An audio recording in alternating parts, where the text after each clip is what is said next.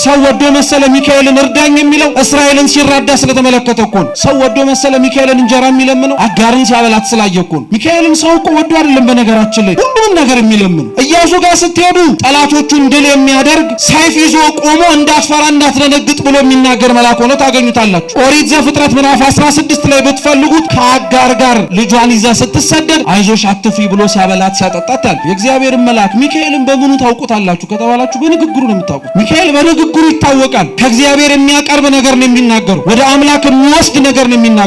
የእግዚአብሔር መልአክ የቆመበት ቦታ በሙሉ ቅድስና ነው። ቦታው እንኳን የረከሰ ቢሆን ቦታው እንኳን ያልተገባ ቢሆን እሱ ካለ ግን ሁሉም ነገር ይቀደሳል፣ ይባረካል። ወደ ታቦቱ የሚመራው በር ላይ አይታችሁ ከሆነ በግራና በቀኝ ምን እንደሚሳሉ መላእክት ናቸው። አልበብላችሁ አታውቁ? መላእክት ናቸው። በአንድ እጃቸው ሰይፍ ይዘው በአንድ እጃቸው ደግሞ አፎቱን ይዘው የሰይፉን ሰገባ ማለት ነው የሚመልሱበት እንደዛ ይዘው ነው የሚታዩትና መላእክት ሰይፍ ይዘው የሚታዩበት ዓላማና ምክንያት አላቸው። አንደኛው ሰይፉ የእግዚአብሔር ኃይል ምክንያት ነው። ስለዚህ ሰይፉን ይዞ ታየው ማለት የእግዚአብሔር መልአክ የእግዚአብሔርን ኃይል ይዞ ፊት ለፊቱ ታየው ማለት ነው። አሸናፊነቱ፣ ረዳኢነቱ፣ ሁሉንም ነገር የሚያደርገው ቅዱስ ሚካኤልም ከማን በተገኘ ኃይል ነው? የእግዚአብሔር ኃይል። ሰይፉ ማለት እሱ ነው። እየሰማችሁ ከራሱ ማንም ምንም ሊያደርግ የሚችል የእግዚአብሔርን ስም የተሸከመ መልአክ ስለሆነ ሰይፉን ይዞ ኃይሉን አሳየ። ሁለተኛ ሰይፍ ይዞ የእግዚአብሔር መላእክት የሚታዩት ሰይፍ ይቆርጣል፣ ይለያያል አንዱን ከሌላው። የእግዚአብሔር መላእክትም ሰይፍ የሚይዙት ኃጢአታችንን ከኛ ቆርጠው አስወግደው የሚጥሉልን ስለሆኑ አምኖ ለለመናቸው ኃጢአት በደሌን እንድተው እርዳኝ ያለው ሚካኤል ሰይፍ ይዞ ታየ ማለት እሱ። ለዛ ነው በጣም የሚታወቁ የቅዱስ ሚካኤል ስዕሎች መካከል አንዱ በእግሮቹ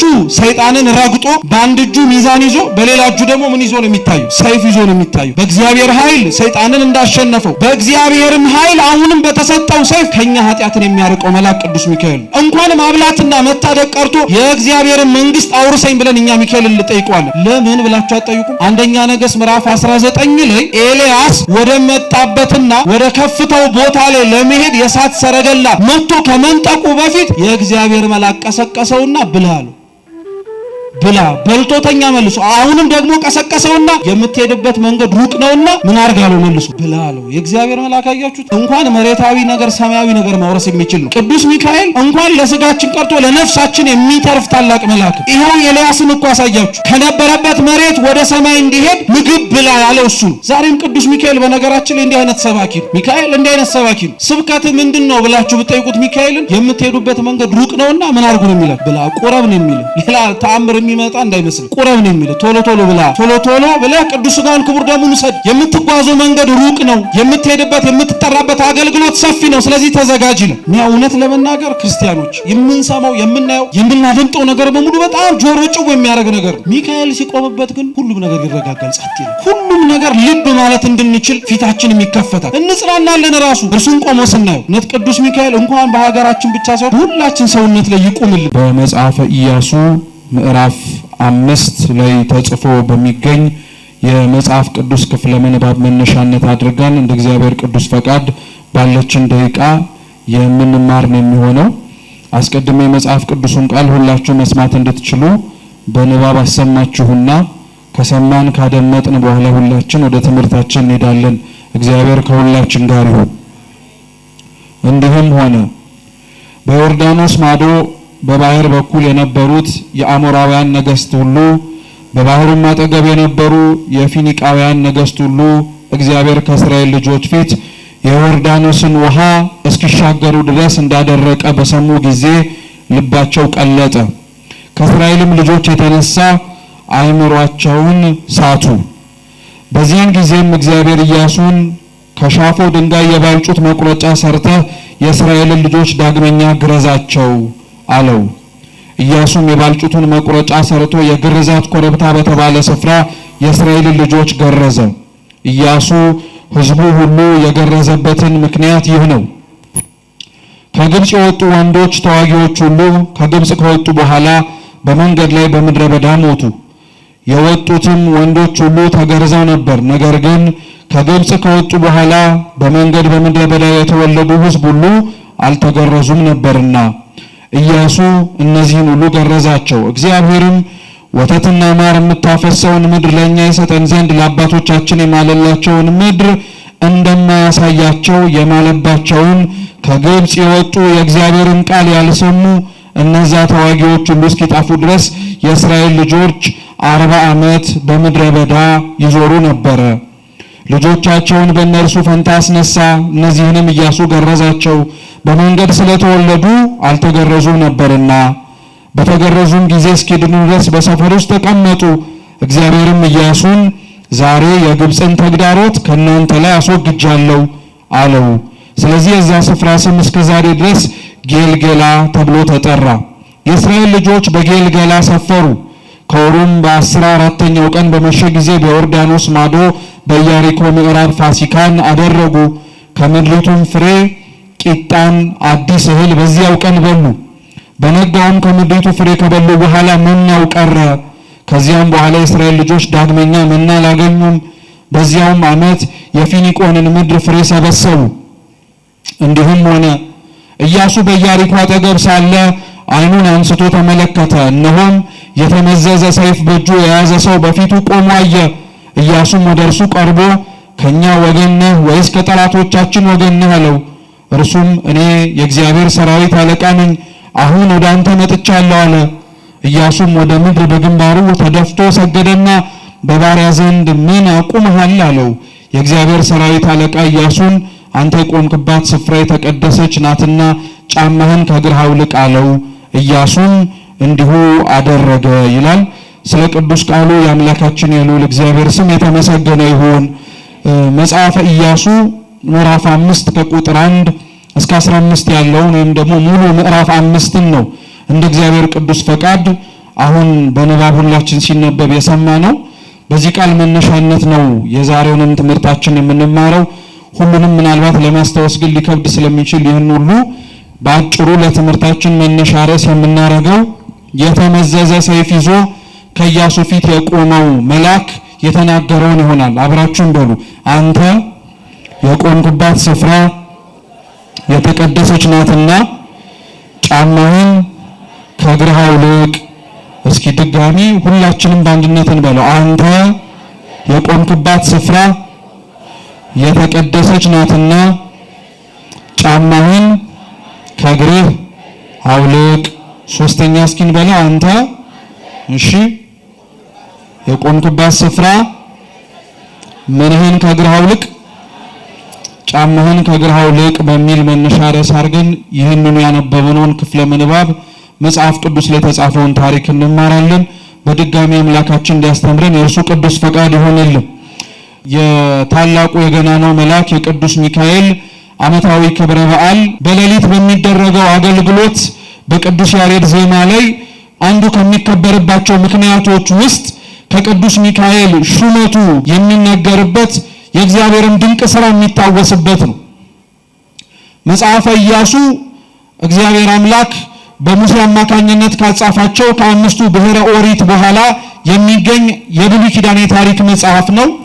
መጽሐፈ ኢያሱ ተብሎ ስለሚጠራው ከሙሴ በኋላ እስራኤላውያንን እንዲመራና ቃል የገባላቸውን ምድረ ርስት ከነዓን እንዲወርሱ እግዚአብሔር የመረጠላቸው ከሙሴ በኋላ ተተክቶ ሕዝቡን ያስተዳደር የነበረ መሪ ነው። ኢያሱ እንደ እግዚአብሔር ቅዱስ ፈቃድ ሕዝቡን ይመራ የነበረ ሕዝቡንም ደግሞ ተስፋ ያደረጉትን ምድረ ርስት ከነዓንን እንዲወርሱ በጣም ትልቁን ስፍራ የተጫወተ ታላቅ መሪ ስለነበረ እስራኤላውያን በጣም ትልቅ ስፍራ ይሰጡታል። ጌታችን መድኃኒታችን ኢየሱስ ክርስቶስ በዚች ምድር ላይ ተመላልሶ በሚያስተምርበት በዘመነ ሥጋዌ ወራቱ ራሱ እስራኤላውያን በጣም ትልቅ ቦታ ከሚሰጧቸው ነቢያት መካከል ሙሴና ኢያሱ በጣም ይጠቀሱበታል። ታስታውሱ እንደሆነ ክርስቶስ በፊልጵስዩስ ቂሳሪያ ላይ ተቀምጦ ደቀ መዛሙርቱን ጥያቄ ጠይቋቸው ነበረ። ምን አላቸው? ሰዎች የሰውን ልጅ ማን ይሉታል አላቸው። ስለ ማንነቱን የጠየቃቸው እና ሰዎች ተብለው የሚጠሩት ከደቀ መዛሙርቱ ውጪ ያሉት ሰዎች ክርስቶስን ማን ብለው እንደሚጠሩት ተናገሩ። አንዳንዶች መጥምቁ ዮሐንስ ነው ይሉሃል፣ አንዳንዶች ኤርምያስ ነው ይሉሃል፣ አንዳንዶች ኤልያስ ነው ይሉሃል፣ አንዳንዶች ደግሞ ከነቢያት አንዱ ነው ብለው ይጠሩሃል። ሕዝቡ ስለ ክርስቶስ የተናገረውን ደቀ መዛሙርቱ እንዲህ ይሉሃል ብለው የተናገሩት እንዲሁ ዝም ብሎ በመላምት የተነሳ አይደለም። ክርስቶስ መስለውናል ብለው የጠሯቸውና እነሱ ሊሆን ይችላል ብለው የዘረዘሯቸው ሰዎች ጋር ክርስቶስ የሚያመሳስል ነገር ስላለው ክርስቶስን አንዳንዶች መጥምቁ ዮሐንስ ነው ይሉት የነበሩት ዮሐንስ መጥምቅ በበረሃ ከነበረው ቆይታው በኋላ ወደ ኢየሩሳሌም ወርዶ ዮርዳኖስ ወንዝ ላይ ሲያጠምቅ የሚታወቅበት ትልቁ ስብከቱ የነበረው መንግስተ ሰማያት ቀርባለችና ምን ግቡ ነው። ይሄን ስብከት ክርስቶስ ራሱ ከገዳመ ቆሮንቶስ ቆይታው በኋላ ሲወጣ የሰበከው ስብከት ነው። ስለዚህ በስብከት ስለሚመሳሰሉ አንዳንዶች ማን ይሉሃል አሉት፣ መጥምቁ ዮሐንስ ነው ይሉሃል አሉት። እንኳን በነገራችን ላይ ህዝቡ የዮሐንስን ራስ ያስቆረጠው ራሱ ሄሮድስ ክርስቶስን መጥምቁ ዮሐንስ ይመስለው ነበር። የማቴዎስ ወንጌል ምዕራፍ 14 ላይ መጥምቁ ዮሐንስ ይመስለው ነበር ተብሎ ተነግሯል። ስለዚህ መጥምቁ ዮሐንስ ክርስቶስን ይመስላቸው የነበረው አንደኛ ስለ ስብከቱ ነው።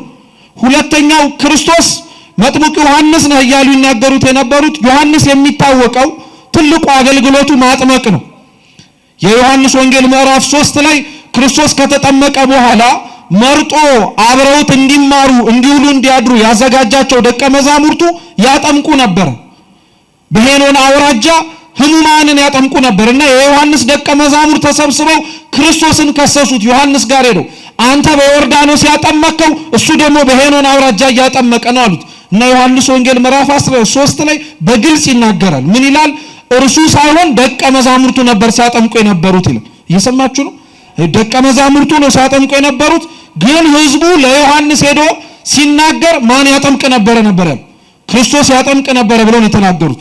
እና አባቶቻችን ይሄንን ሲያስተምሩ ምን ይላሉ? ክርስቶስ ያጠምቀው የነበረው ጥምቀት በደቀ መዛሙርቱ አድሮ የሚደረግ ስለሆነ ዛሬም በካህናቱ እጅ የምንጠመቀው ጥምቀት በማን እንደተጠመቀን አምነን የምንቀበለው ነው፣ በክርስቶስ የምንቀበለው ነው። እነሱ አጠመቁን ሳይሆን ማን አጠመቀን የምንለው ክርስቶስ አጠመቀን። እነሱ ወለዱን ሳይሆን የምንለው ማን ወለደን ድጋሚ ነው የምንለው የእግዚአብሔር መንፈስ ክርስቶስ ወለደን ድጋሚ ነው የምንለው። ስለዚህ መጥምቁ ዮሐንስ ነው የሚሉት ምክንያት አላቸው። አንዳንዶች ደግሞ ኤርሚያስ ነው ይሉሃል አሉት። ኤርሚያስ በብሉይ ኪዳን ከነበሩ አበይት ነቢያት መካከል አንዱ ነው። ኤርሚያስ በጣም የሚታወቀው አባቶቻችንም ሲያስተምሩ አልቃሻው ነብይ ነው የሚሉት ነብዩ ኤርሚያስን። ለምን? ህዝቡ በጣም በምርኮ በግዞት በቀኝ ግዛት ሲሰቃይ ስለነበረ፣ በተለይ ደግሞ በባቢሎን ምርኮ ዘመናት ውስጥ ሲመላለስ ስለነበረ ስለ ህዝቡ ያለቅስ ያነባ ነበር እና ራሱን ተከትሎ ራሱ ትንቢተ ኤርሚያስ ከሚባል መጽሐፍ ውጪ መጽሐፍ ቅዱሳችን ላይ ሰቆቃወ ኤርሚያስ የሚል መጽሐፍ አለ። ሰቆቃ ማለት ሙሾክ ማለት ነው። ሐዘኑን ያለቅሰው የነበረውን ለቅሶውን ከእንባው ውጪ ይናገረው የነበረውን ቃል መጽሐፍ ቅዱሳችን ላይ አለ። ስለዚህ ኤርሚያስ አልቃሻ ነው። ክርስቶስም ያለቅስ ነበር እኮ በነገራችን ላይ ወደ ኢየሩሳሌም ሲገባ ህዝቡን ሲመለከታቸው እረኛ እንደሌላቸው በጎች ሲቅበዘበዙ አየና ክርስቶስ ለበጎቹ አለቀሰ። እንዲህ እንዲሆኑበት አልነበረም ነበር የጠበቀው። ስለዚህ ኤርሚያስ ያለቅስ ነበረ፣ ክርስቶስም ያለቅስ ነበረ። ስለዚህ አንዳንዶች ማን ነህ ብለው ጠሩት? ኤርሚያስ ነህ አሉት። እየሰማችሁ ነው? አንዳንዶች ደግሞ ኤልያስ ነህ አሉት። ኤልያስም እንደዚሁ በአንደኛ ነገሥት ተጽፈው ከሚገኙ ነቢያት መካከል አንዱ ነው። ኤልያስ በጣም የሚታወቅበት ትልቁ መገለጫው አምልኮተ እግዚአብሔር ላይ ቀናኢ ነው። በእግዚአብሔር አይደራደርም። ብቻውን ከነገስታት ፊት ቆሞ ይከራከር ነበር እና አክዓብ እንደ ኤልዛቤል ቢያገኙት እጃቸውን አንስተው ነፍሱን ሊያጠፉት የሚፈልጉት ከእግዚአብሔር ፊት ግን ንጽሕናው የተመሰከረለት የነሱን ነውርና ነቀፋ ሳይፈራ ሳይጸጸት ስለ ነፍሳቸው ሲል ይገስጻቸው ነበር።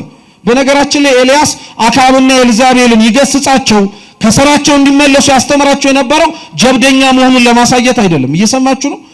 ጀብደኛ መሆኑን ደፋር መሆኑን ጀግና መሆኑን ለማሳየት ብቻ አይደለም።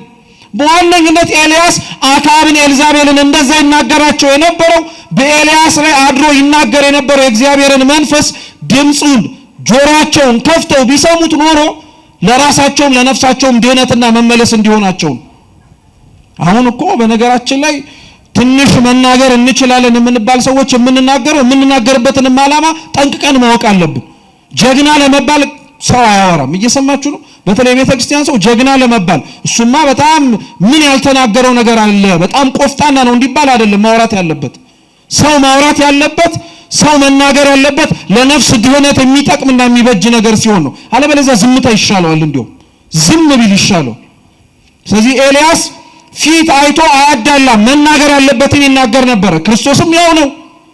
ፈሪሳውያንን ሰዱቃውያንን በቤተ መቅደሱ ዙሪያ የነበሩትን እርሱ የሾማቸውን ሰዎች ስለ ሹመታቸው ብሎ ዝም አላላቸውም ነበር። ሲያጠፉ ጥፋተኛ ናችሁ እያለ ይናገር ነበር። ስለዚህ እንደ ኤልያስ ክርስቶስም ለራሱ መንግስት ቀናኢ ነው። ስለዚህ አንዳንዶች ኤልያስ ነው አሉት፣ ሌሎች ደግሞ ከነቢያት መካከል አንዱ ነው አሉት። እስኪ ሌሎች ደግሞ በሉ ከምኖች መካከል ስንቱ ነው አሉት? እስራኤላውያን ነቢያት ብለው የሚጠሯቸው በነገራችን ላይ ሙሴና ኢያሱን። ግን አይገርማችሁም? ዮሐንስም እኮ መጥምቁ ማለት ነው ነብይ ነው። የብሉይ ኪዳን የመጨረሻው ነብይ፣ ለሐዲስ ኪዳን የመጀመሪያው ሐዋርያ ዮሐንስ መጥምቅ ነው። በረከቱ ለሁላችን ትድረሰን። ኤልያስም ነብይ ነው፣ በደንብ ተጠንቅቆ የሚታወቅ ነው። ኤርምያስም ነብይ ነው፣ በደንብ ነው የሚታወቀው። ግን እነሱን ከነቢያት መካከል አንዱ ነህ ብለው አልጠሯቸው፣ በየስማቸው ነው የጠሯቸው። ነብይ ነህ ብለው ግን ለመጥራት የሚፈልጉት እነሱ ሙሴና ኢያሱን። ክርስቶስ እርግጥ ነው ሙሴን የሚመስልበት ነገር አለ፣ ኢያሱንም የሚመስልበት ነገር አለ። ሙሴን የሚመስለው ሙሴ ግብፃውያንን ከነበረው እስራኤላውያንን ከግብፅ ባርነት ነፃ እንዳወጣቸው ግብፅ በተባለች በሲኦል ውስጥ ስንሰቃይ የነበርነውን እኛን ያወጣን አማናዊ ሙሴ ክርስቶስ ስለሆነ ሙሴ ነህ ብለው ቢጠሩት ምንም የሚያስደነግጥ ነገር አይደለም። በግብር ስለሚመሳሰሉ ነው። ኢያሱም ተመሳሳይ ነው። ከነዓንን እንዳወረሳቸው ሁሉ ርስት መንግስተ ሰማያትን ያወረሰን ማን ነው? ክርስቶስ አምላካችን ነው። ስለዚህ ሙሴ ነህ ወይ ኢያሱ ነህ እያሉ ይናገሩት ነበረ ማለት ነው። እና ጌታችን ኢየሱስ ክርስቶስ በጣም ህዝቡ ለእስራኤላውያን በጣም ትልቅ ቦታ ያላቸውን እነዚህ ኢያሱን እነዚህ ሙሴንና ሌሎችም ነቢያትን በጣም ትልቅ ቦታ እንዳላቸው እንዳናውቀው ነው ኢያሱ። ስለዚህ እስራኤላውያን ከግብፅ ባርነት የወጡበት ጊዜ ላይ ከሙሴ ጋር የነበረ አንድ ሰው ነው። የመጀመሪያው ጸአት ተብሎ የሚነገረው ወይንም ደግሞ የመጀመሪያው መውጣት የሚባለው እንደምታውቁት እንግዲህ እስራኤላውያን ከግብፅ ባርነት የወጡበትን ወደ ግብፅ የገቡበትን እንዴት እንደወጡ ግን በተወሰነ መልኩ ላስታውሳችሁ። ለምን መሰረታዊ የሆኑ መማሪያ ክፍሎችና ነጥቦች ስላሉት። እየሰማችሁ ነው? እግዚአብሔር ከሁላችን ጋር ነው። እስራኤላውያን ወደ ግብፅ የወረዱት እንግዲህ በረሃብ ነው እንደምታውቁት። ያዕቆብ ይኖርባት የነበረችው ቦታ ላይ እና ዙሪያቸው ላይ በጣም ትልቅ ረሃብ ተነሳ። ስለዚህ ያን ረሃብ ለመታገስ ያን ረሃብ ለማለፍ ተብሎ በግብፅ መሬት ላይ ምግብ እንዳለና ያንን የረሃብ ዘመን ለማሻገር የሚያስችል ደግሞ ቋትም ጎተራም እንደሞላ ሰሙ። ያዕቆብ ይሄንን የረሃብ ዘመን እሱና ቤተሰቦቹ እንዲያልፉ ብዙ ነገር ሞክሯል። እንደምታውቁት ወንድሞቹ ወደ ግብፅ እየወረዱ እህል ይሸምቱ ነበር። በግብፅ ደግሞ ረሃቡን እንዲያልፉ ያንን የመጣባቸውን መከራ ህዝቡን እንዲያሻግር ደግሞ በገዛ እጃቸው የሸጡት ወንድማቸው ደግሞ እዛ አለ ዮሴፍ የሚባለው። ዮሴፍ ያለባት ቦታ ላይ ግብፅ ላይ እህል እንዳለ ሰሙና ለአባታቸው ነገሩት። እዚህ ከምንሞት እዚህ ከምንጠፋ ወዴት እንውረድ አሉት። ወደ ግብፅ እንውረድና እንጥገብ አሉት። የሚገርመው የእነሱ አስተሳሰብና ሐሳብ አለን። በነገራችን ላይ በጣም የሚገርመው ምን እንደሆነ ታውቃላችሁ? የያዕቆብ መልስ ነው። ኦሪት ዘፍጥረት ምዕራፍ 46 ላይ እህል እንዳለ ግብፅ ሲነግሩት ያዕቆብ ተነስቶ አልሄደም። መጀመሪያ ፈቀቅ አለና ጸሎት አደረገ ነው የሚለው። አይገርማችሁ? ረሃብ እኮ የሚያስታግስ ነገር እኮ አይደለም። ጥም እኮ እስኪ ቆይ ነገ የሚያስብል ነገር አይደለም። ረሃብና ጥም ከበላንና ከጠገብን በኋላ ሌላው ነገር ይደርሳል ብለን በጣም ትኩረት የምንሰጠው ነገር ነው። ያዕቆብ አይገርማችሁም? ከረሃቡና ከጥሙ በላይ እግዚአብሔር ፈቅዶ ነው ወይ የምወርደው ብሎ ጠየቀ። እና እግዚአብሔር ወደ ግብፅ ለመውረድ አትፍራሉ። እዛ የሚሰራው ሐሳብ ስላለ አስቀድሞ ከአባትየው በፊት ልጁን ልኮ ቦታውን እንዲስተካከልለት ስላደረገ ውረድ አለው። ዛሬ ስንቱ ነው በነገራችን ላይ እንጀራ ብሎ የጠየቀውን ከእግዚአብሔር ለመቀበል ፈቃድ ነው ብሎ የሚለምን ሰው አለ? እንደኛ ጋር እንጀራ ሰጠኝ ነው እንጂ ፈቃድ ይሁን ከዛ በኋላ የሚመጣ ጉዳይ ነው። ያዕቆብ ግን ከሚበላው እንጀራ በላይ ያሳሰበው የማን ፈቃድ ነው? የእግዚአብሔር ፈቃድ ነው። መውረዴን ትፈቅዳለህ ወይ? መሄዴን ትመኝልኛለህ ወይ አለው። ብዙ ነገር ነው የለመነው። ቤት ገብታችሁ አንብቡት። እግዚአብሔር እሺ አትፍራ ውረድ አለው። 72 ነፍሳት ሆነው ይላሉ አባቶቻችን ከነበሩበት ቦታ ላይ ወረዱ። ግብፅ ደረሱ። ታሪኩን ለማሳጠር ዮሴፍን መጀመሪያ ላይ አላወቁትም ነበረ። በኋላ ላይ ግን አወቁት። ከዛ በኋላ አባታቸውንም በዛ በግብፅ ዙሪያ ይገኝ የነበረውን ምግብ እያበላ እያጠጣ እንዲኖር አደረገው።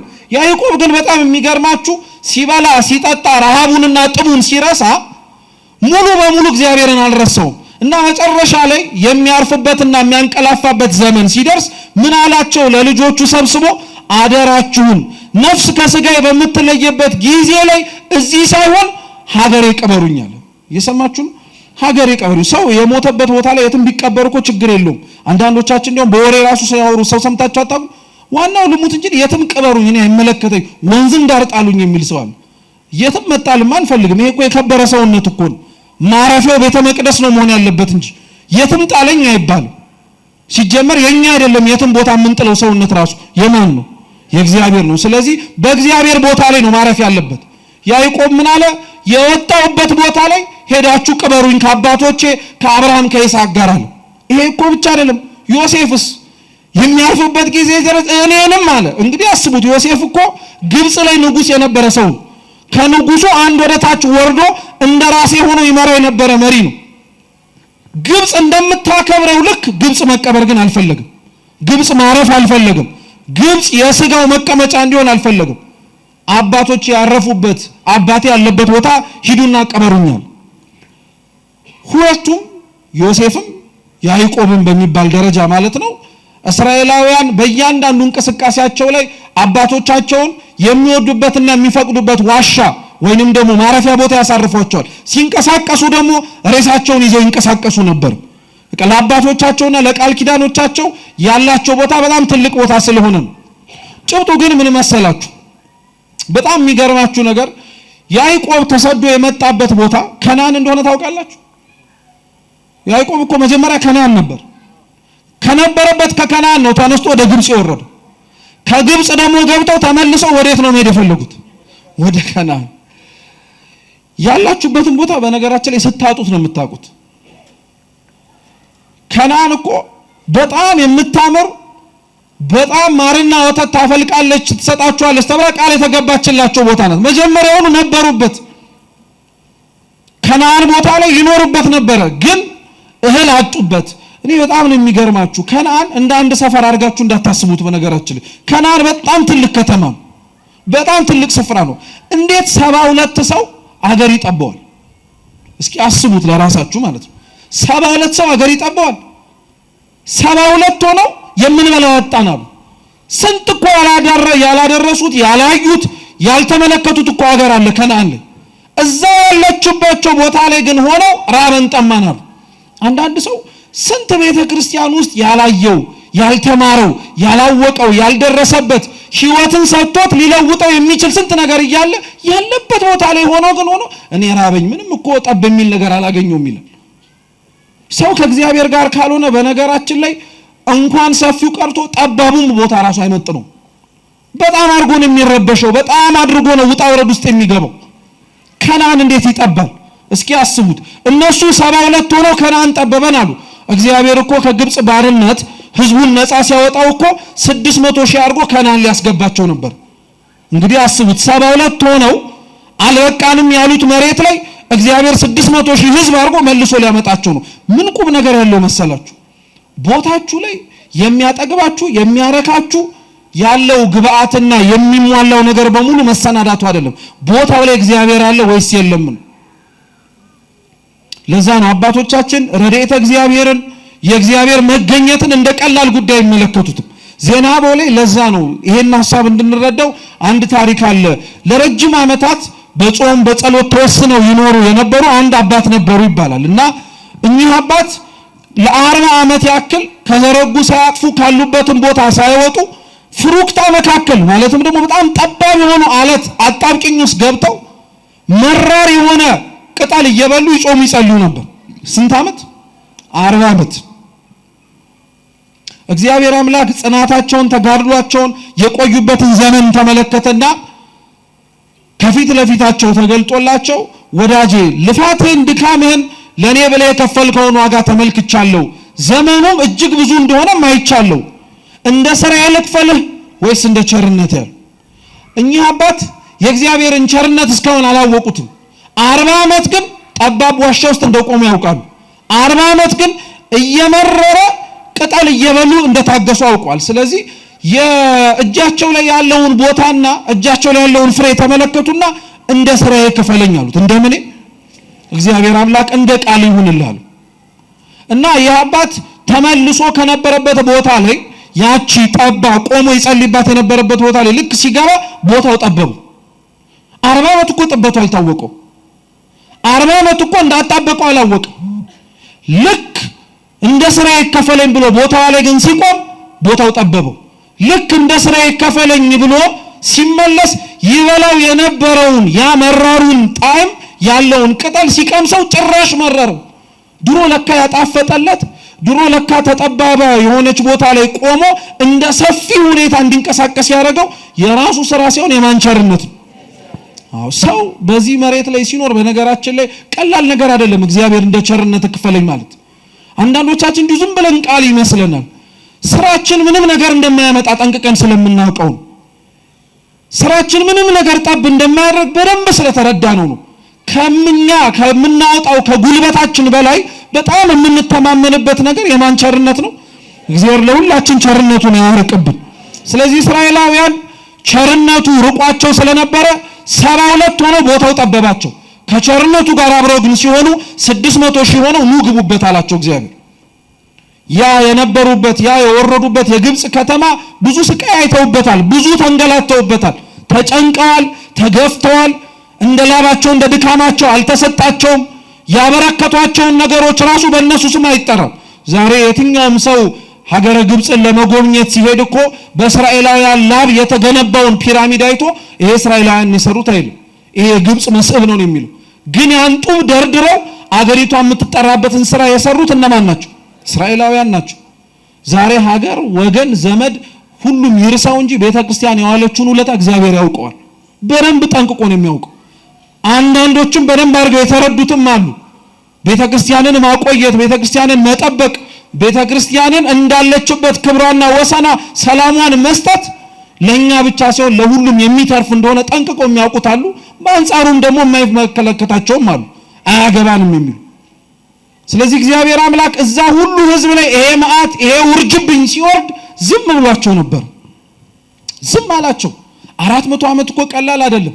እኛ እንኳን ለዚህ ለተወሰኑ ዓመታት ለምንኖርበት እኮ ሀገር ቤተ ክርስቲያን ወገን የሚሰቃየውን እንግልትና ስቃይ አይተን ስናነባ ስናለቅስ እግዚአብሔር ለምን ዝም አለን እንላለን።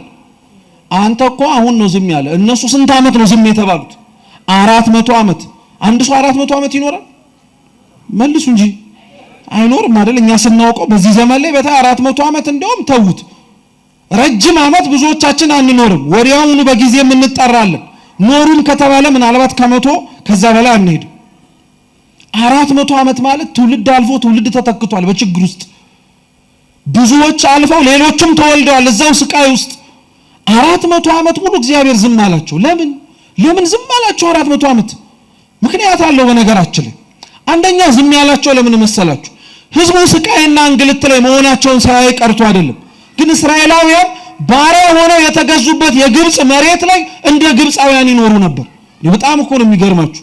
ችግርተኛ ሆነው ያ ሁሉ መከራና ስቃይ የሚያደርስባቸው ህዝብ መካከል ሆነው የህዝቡን አምልኮተ ጣዖት አብረው ይሳተፉ ነበር። የህዝቡን ባህል፣ አኗኗር፣ እሴቶቻቸውን አብረው አጋብተው ነበር። ስለዚህ እግዚአብሔር እንዴት ይቅረባቸው? ከጩኸታቸው ባልተናነሰ የሚሰሩት ኃጢአትና በደል ነበር። አሁን እግዚአብሔር በነገራችን ላይ ሳንጮህ ቀርተን አይደለም ዝም የሚለን፣ ከጩኸታችን ባልተናነሰ ግን ኃጢአት ሳያንሰን በደል ስለምናበዛ በምንጮህበት ልክ እኮ በምንጣራበት መጠንና ድምጽ ልክ አብረን እኮ ዝም ማለትና መቀነስ ያለብን በደልም ጭምር አለ። ግን እኛ በዚህ በኩል እንጮሃለን፣ በዚህ በኩል ደግሞ ሌላ ኃጢአትና ደባ እንሰራለን። ስለዚህ ዝም አላቸው። ሁለተኛ እስራኤላውያንን ዝም ያላቸው አይቶ እንዳላየ ሰምቶ እንዳልሰማ ዝም ያላቸው ሙሴ እስኪነሳ ድረስ ነው። 3 ምዕት ይናገራሉ። እግዚአብሔር ያለ ስራ ያለ ምክንያት ምንም ነገር አያረግም ይላሉ። ማረግ ተስኖት አይደለም። በነገራችን ላይ እየሰማችሁ ነው። ማረግ ተስኖት አይደለም። ያለ ሙሴ ህዝቡን ማውጣት፣ ያለ ሙሴ ያንን አገዛዝና ቀንበር ነፃ ማላቀቅ ከብዶት አይደለም። ሙሴን የፈለገው እግዚአብሔር ህዝቡን እንዲምር ምክንያት በሱ እንዲገኝ ስለፈለገ ነው። ዛሬ እግዚአብሔር በነገራችን ላይ ስንጮህ ምናልባት ዝም ያለን እንደ ሙሴ ምክንያት ሊያገኝባቸው የሚችሉ ሰዎች ስላላገኘ ቢሆን እስከኛ መካከል እንደ ሙሴ ቅን የሆነ እንደ ሙሴ ራሱን ዝቅ ያደረገ እንደ ሊቀ ነቢያት እንደ ቅዱስ ሙሴ እኔ ከሌላው ልቅደም ብሎ ነፍሱን ለሌላው አሳልፎ የሚሰጥ ሰው ከኛ መካከል አለ እንዴ?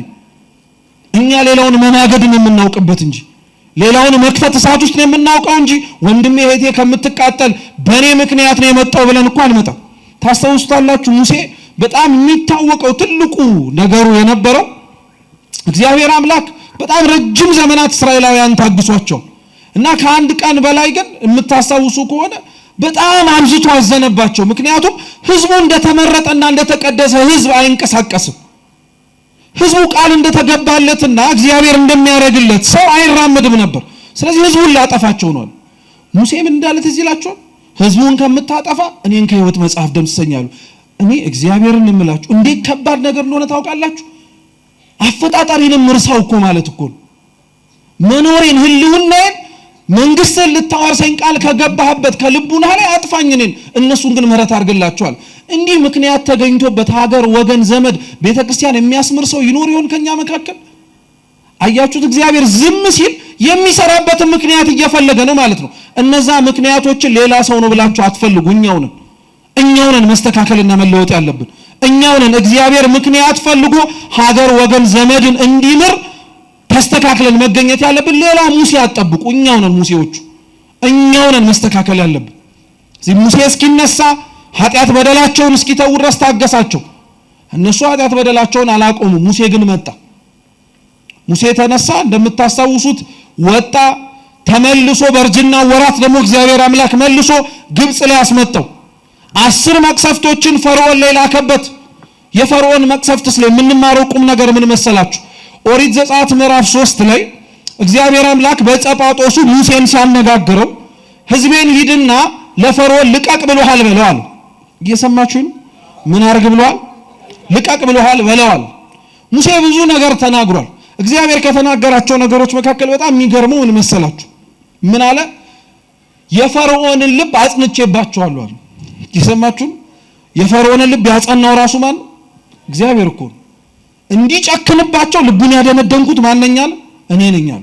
ለምን እንዴ? የነዚህስ መበደል አንድ ነገር ነው። የህዝቡ ማጥፋት እሱን ተውት። የሚያሰቃያቸው ሰው እንዳይራራላቸው ራሱ ልቡን ያስጨነቅኩት ማንኛል? እኔ ነኝ። እኔ አምላካቸው ነኝ። እግዚአብሔር ምን ሊለን ፈልጎ መሰላችሁ? የፈርዖን ልብ ያስጨከነው፣ የፈርዖን ልብ እያያቸው እንዳይራራላቸው፣ እየተመለከታቸው እንዳያዝንላቸው ያደረገው ሊያስምርና ሊያስራራ የሚችል ነገር እነሱ ከእግዚአብሔር ፊት ስላላሳዩ። ሁሉም ከላይ ሲታይ የሚያለቅስ ይመስላል። ሁሉም ከላይ ሲታይ እያነባ ማረኝ የሚል ይመስላል። ከነሱ መካከል ግን አንዳንዶች ነበሩ ግብጽ አገዛዙ የተመቻቸው፣ መኖሩ የተስማማቸው። ወጣውም እኮ አጉረምርሟል። ታውቃላችሁ? ለሙሴ ተናግረውታል እኮ በደንብ አድርገው። ያወጣህን በረሃ ላይ ልትገለን ነው ብለውታል። ካንተ ከዚህ ከምታሰቃየን በረሃ የግብጽ ሽንኩርት ይሻለናል ብለውታል። አያችሁ? ልባቸው ውስጥ ነበር በደንብ ጠንቅቆ። ስለዚህ ከልባቸው አውጥተው ከልባቸውም አሽቀንጥረው እግዚአብሔርን የሚፈልጉበትን ምክንያት ስላልተገኘ የፈርዖን ልብ እኔ ነኝ ያስጨከንኩባቸዋል። እግዚአብሔር እኮ እንደዚህ አይነት አምላክ እኮ ነው። ሳትፈልገው በልብ ውስጥ ሌላ ነገር ደባ ይዘህና ሌላ ዓላማ ኖሮ ከፊት ለፊቱ ስትቆም ሞኝ እኮ አይደለም እግዚአብሔር። ልብን ኩላሊትን ይመረምራል ሲባል ንግግር ብቻ ይመስለናል እንዴ? በደንብ አድርጎ ነው የሚፈትነው የሚያየው እግዚአብሔር። ስለዚህ ህዝቡን በደንብ አድርገው እንዲታሹ አረጋቸው። በደንብ አድርገው እንዲበቁ መከራ በቃን እስኪሉ ድረስ፣ ችግር በቃን እስኪሉ ድረስ በደንብ አቆያቸው። ከዛ በኋላ ግን የፈርዖንን ልብ ያጸናው እግዚአብሔር መልሶ ራሱ ሰበረው። የመጨረሻው መቅሰፍት ትዝ የሚላችሁ ከሆነ 10ሩንም መቅሰፍት አረገና እግዚአብሔር 11ኛው መቅሰፍት የሚባለው ሞተ በኩር ነው።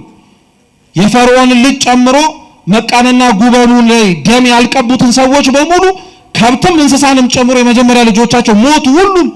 ፈርዖን 10 መቅሰፍት ሲመጣበት እኮ አንዴ አንዴም ብያለ ነበር። የገዛ ልጁን ግን ሲያጣ ከአቅሙ በላይ ሆነበት። በቃ ይዘህልኝ ውጣ አልፈልግም አለ። እግዚአብሔር ለምን ይመስላችኋል 11ኛው መቅሰፍት መጀመሪያ ማድረግ አይችልም ነበር? ሞተ በኩርን መጀመሪያ አድርጎ እኮ በመጀመሪያው መቅሰፍት ማገላገል ይችል ነበር። መቅሰፍቱን በእያንዳንዱ ያሳልፈው የነበረው ያለውን ኃይል ለፈርዖን ለመግለጽ ሳይሆን የፈርዖን ልብ ተሰብሮ እሱም እግዚአብሔር እንዲመለከተው ነበር።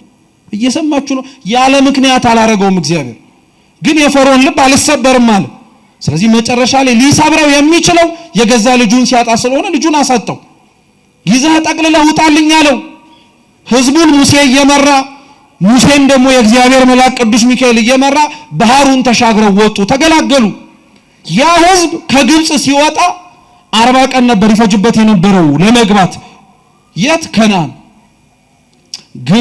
ከነዓን በነገራችን ላይ አሁን ባለው ፍልስጤም ውስጥ የምትገኝ ከተማ ናት እና ቅርብ ነው ልላችሁ ፈልጌ ነው። ከግብጽ ወደ ፍልስጤም ለመሄድ በአሁኑ በጥንቷ ጊዜም ጨምሮ 40 ቀን ነበር ይፈጅባቸዋል ያላቸው። 40 ዓመት ግን ተንገላቱ። ለምን? 40 ዓመት ያንገላታቸው መንገዱ ረዝሞ አይደለም። ለሚወርሱት ቦታ ግን የተዘጋጁ ሰዎች አልነበሩ። ስጠን ላሉት ስፍራ ግን እነሱ ብቁ አልነበሩም። ዛሬም ተመሳሳይ ነው። በነገራችን ላይ ስጠን የምንለውን ሰላም ለመቀበል እግዚአብሔር እጃችን ዝግጁ ካልሆነ እስከንዘጋጅ ያዘገየዋል። የምንለምነውን ፍቅር ለመቀበል ልባችን ክፍት ካልሆነ አሁንም እግዚአብሔር ያዘገየዋል። እንደ ጠራነው ጥሪ ፈጥኖ የማይደርሰው የተቀበልነውን ነገር ዋጋ መስጠት የምንችልበት ጊዜ ካልሆነ አሽቀንጥረን መልሰን እንጥለዋለን። ለዛ ነው በነገራችን ላይ ሰው እንዴት ክፉና ጨካኝ እንደሆነ የምታውቁት ልበ አምላክ ቅዱስ ዳዊት መዝሙር 13 ላይ ጸባያችን ምን አይነት ጸባይ እንደሆነ ይናገራል። እና ምን ይላል? ከመቃብር ክሱት ጎራኢቶሙ፣ አፋቸው እንደተከፈተ መቃብር ነው ይላል። መቃብር አስቡት። ሰው ሲሞት እኛ አጥበን ንጹህ የሆነ ጨርቅ አንጥተን ገንዘን አዲስ የሆነ ሬሳ ሳጥን አንጥተን እንደየሀገሩ ስርዓት ደግሞ አንዳንዶችም ሽቶ የሚነሰንሱ አሉ። ሽቶ ነስንሰን አክብረን አፈር ውስጥ እንከተዋለን። ከ3 ቀን በኋላ ከ4 ቀን በኋላ ግን እስኪ እንዴት ነው ብለ ቆፍረ ብታየው እንጨቱም ቆሽሿል፣ ጨርቁም ቆሽሿል። አንተ ሽቶ የነሰነስከውም ሬሳ መሽተት ጀምሯል። መቃብር እንደሰጠው አድርጎ አይመልስም። እግዚአብሔርም እኛ እንደዛ ነው የሆንበት። የሰጠንን ነገር በሙሉ አበላሽተን መለስንለት። ሰላም ሳይሰጠን ቀርቶ ነው አሁን እንደዚህ የምንጮኸው። ሰጥቶን አበላሸነው፣ ተበጣበጥንበት። ፍቅር ሳይሰጠን ቀርቶ ነው ሰጥቶን እኛ ጥላቻን አነገስንበት። እንደኛ መቃብር የሆነ ማን አለ ታዲያ?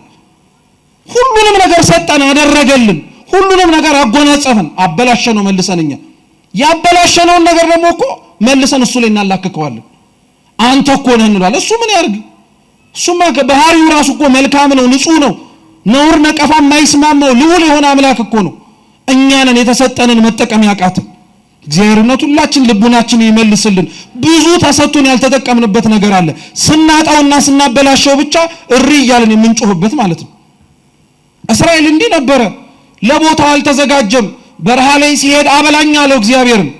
ስንዴ እኮ አዘርቶ ማብላት ይችል ነበረ በረሃ ላይ። መና ከሰማይ ማውረድ ይከብዳል ወይስ በረሃ ላይ ስንዴ ማዘራት? መልሱ እንጂ የትኛው ነው የሚቀለው? ስንዴው ነው የሚቀለው እኮ። መሬት ቅርብ ነው፣ መሬት ቅርብ ነው። አሻውን እዛ እንኳን ሊበቅል አይችልም እንዳንል እግዚአብሔር ከሰማይ መና መውረድ ከቻለ አሻዋ ላይ ማብቀል አይሳነው። አሻዋው ላይ ግን እንዲዘራ አልፈለግም። ለምን? እንዳይደክሙበት እኮ ነው። ዘርተው አጭደው ወቅተው እንዳይበሉት ጊዜ የለም። መንገደኞች ናቸው። ከሰማይ መና ወረደላቸው። ጠማን አሉት። ስሙ እስኪ ጠማን ሲሉትስ አፈሩ ላይ አሸዋው ላይ ውሃ መስጠት አይችልም? ይችላል። አፈሩ ላይ ውሃው ላይ ውሃ ቢሰጣቸው፣ ነገር ግን ስሙ ውሃው ሲደፈርስባቸው መጠጣቱን ጠጥተነዋል፣ ግን ምን ዋጋ አለው የደፈረሰ ውሃ ነው ብሎ ያሙታል። እንዴ እግዚአብሔር እኮ እንዴት አንቀባሮ እንደሚያኖረን አላወቃችሁ? አንቀባሮ አመላችንን ስለሚያውቀው አንቀባሮ ነው የሚያኖረን። አለት ላይ ውሃ ሰጣቸው፣ ደፈረሰ ብለው እንኳን ማጉረምረም አይችሉም። የአለት ውሃ ንጹህ ነው፣ በቃ ምንም እንከን አይገኝበትም። እንደዛ እየጠጡ መዝሙረ ዳዊት መዝሙር 77 ላይ ግን እግዚአብሔርን አሙት ይላል። አሙት ማብላት ይችላል ወይ? ማጠጣት ይችላል ወይ? አጥግቦ አብልቶ አኑሮ ልጆችን አሳድጎልህ እንዴት እግዚአብሔርን አታምነው? አንተ የረሳውን በጣም ብዙ ነገር እያስታወሰ እንደዚህ አንቀባሮ እያኖረ እንዴት እግዚአብሔርን ትረሳዋለህ? አንተ እኮ በጣም ብዙ እኔና እናንተ የረሳነው በጣም ብዙ ነገር አለ። ትላንትና ያጠቃንን ጠላት ረስተነዋል፣ ጠፍቷል። አሁን ትላንትና ሰላም የነሳንን ነገር ረስተነዋል። አሁንማ ጥሩ ላይ ነና።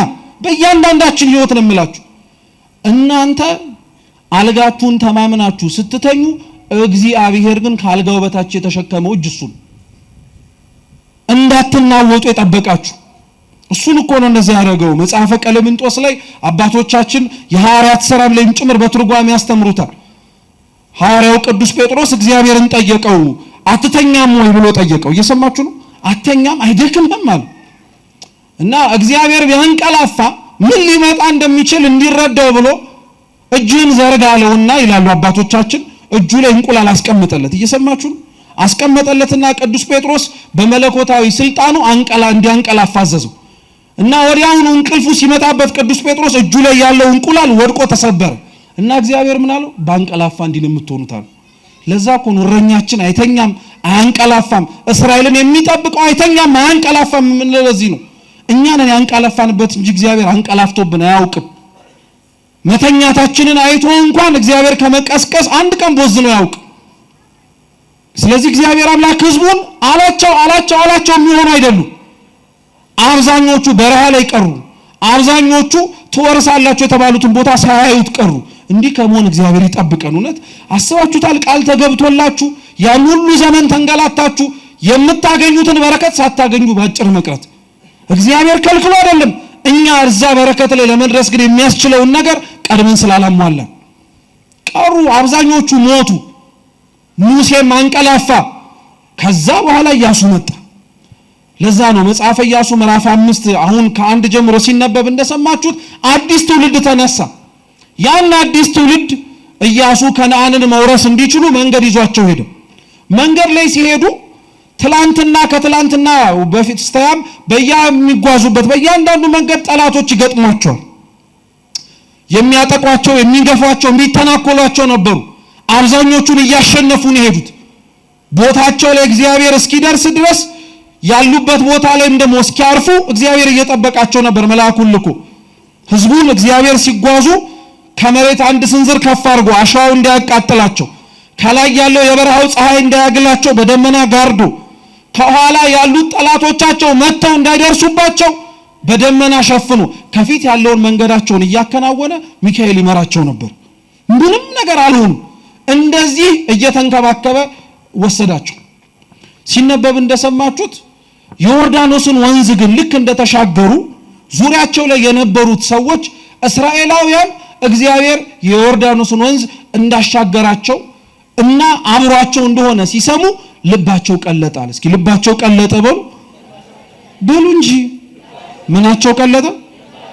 ልባቸው የቀለጠው እነዛ ጠላቶቻቸው ሕዝቡን የፈሩት ምን ስለሆነ ነው? ሕዝቡ ቁጥሩ ብዙ ስለሆነ ነው አይደለም። እግዚአብሔር አብሯቸው ስላለ። እግዚአብሔር አብሮ ካለ ጥቂትም ሆነ ትፈራለህ። እግዚአብሔር አብሮ ከሌለ ለምን ዓለምም አትሆንም ባዶ ነው። አሁን እኛ እንዳለን እንደ ቁጥራችን ተሰሚነታችን ምናችን የጎደለው ለምን ይመስላል?